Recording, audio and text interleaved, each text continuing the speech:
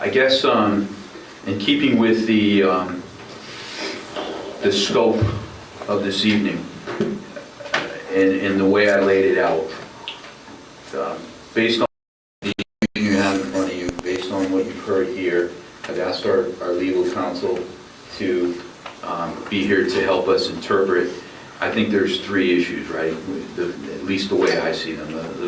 I guess the biggest one, and the one I probably want to clear up the most, because it's got reputation at stake in my mind, is the timeline of the discussions that went on with Carol, our legal counsel, and with Mr. Lazat and Mr. Pearl. And I recognize that, you know, Attorney Buckley isn't here, so I don't, by any stretch of the imagination, want to put any undue influence or pressure on you. I'm hoping that you could, maybe by potential discussions with Attorney Buckley, or things that you have for notes, that maybe you could put together some of the timeline of discussion that went on. Because I think the big issue ends up being here, and I'm just going to put it out there, and because I want to put it out there, and I want us to either deal with it or move on. And that is, was there any, first off, was there any intent whatsoever for anybody, Carol, any of the council, to hide any information, or not provide a rubric for a citizen to provide an opportunity to work with government, or to propose a warrant? So I guess I'll take it back with the legal first, and say that it looks like when the original article came up, that interested in the petition article, correct? That was the first question that Mr. Lazat and Mr. Pearl had, was a petition article, if I'm not mistaken. They wanted to bring forth a petition, or a petition warrant? I'm asking the question, is that? Oh, I can. The question was regarding the petition warrant article. And initially in discussion, because our charter is, and we have charter amendments proposed, has some issues with it. The petition warrant article that was being looked at was the initiative petition. And in the past, petitions, council has accepted petitions with 25 signatures and gone forth and placed them on the warrant. So that was the initial feedback that was provided to Mr. Pearl, I believe it was Mr. Pearl. Upon looking at it further and in discussion with Attorney Buckley, he then was analyzing further and said, no, that's, was explaining what an initiative was and the charter and what it had to be, and it was different than that. And I relayed some of that information back to Mr. Pearl, and it still was confusing. When I spoke with Attorney Buckley, he said, well, let me explain to him and I'll go forth with that.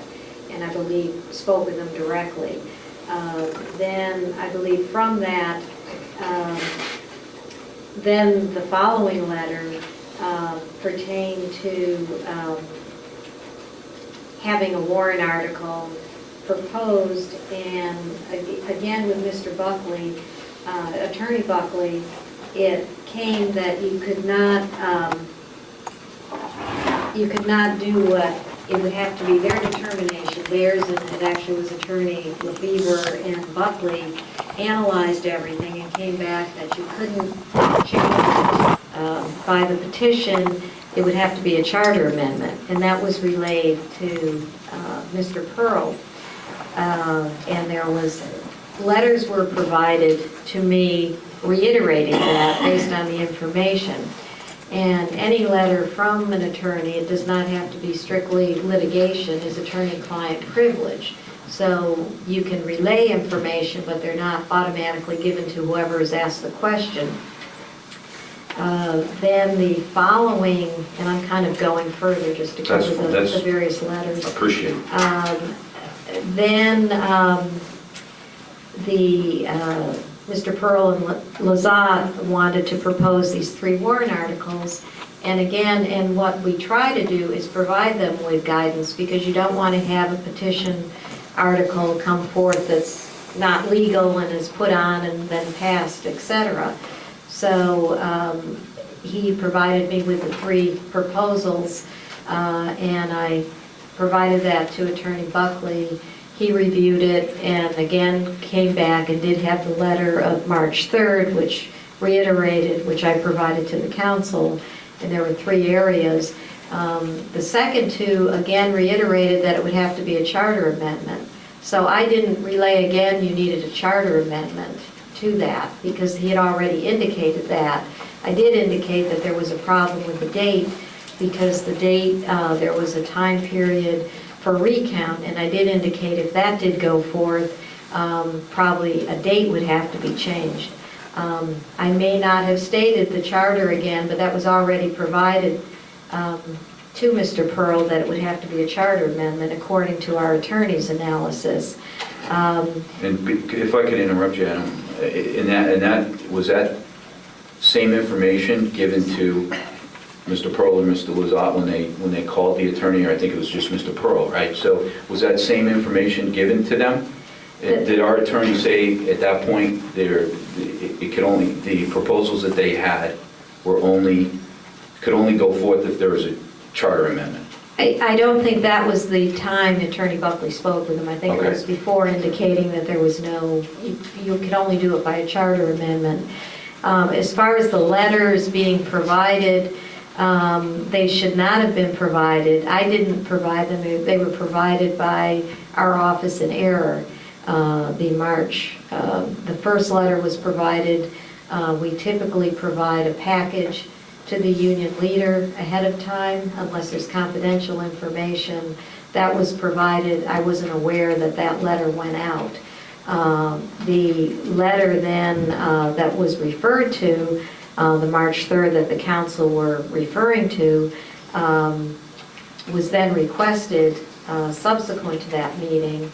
And I was, at that day, working from at home, and I was contacted that that was requested, and I advised my assistant, no, it's attorney-client privilege. I didn't realize the letter that was being requested had already been given out to someone. When I then learned that that had been, I indicated, well, that was an error. Any other letters were attorney-client privilege, so they shouldn't be provided, and we've since gone over that, so they wouldn't be provided in the future. So that's the mix-up in the letters, that the initial one was given an error, and the others should not. They subsequently, if it's then determined we can provide them, which I then subsequently did provide to alleviate some of the confusion, but that's what occurred with the letters. Could I ask a question of legal counsel? And the question I have is, if we're provided these 3 letters as counselors, and I would assume any letter coming from an attorney to a council or to the town is attorney-client privilege, correct? Yes, any communication, we assume it's going to be kept confidential, but you are the client, the counsel is a client, and if you choose to release a letter that we write, you certainly can. And sometimes if you know you want to release a letter, you can ask us to write a letter to you in a fashion that it will be appropriate to release. Okay, so you certainly can do that. So the follow-up question would be, if a letter is referred to during council discussion, does that automatically make it a letter that now needs to be distributed to the public?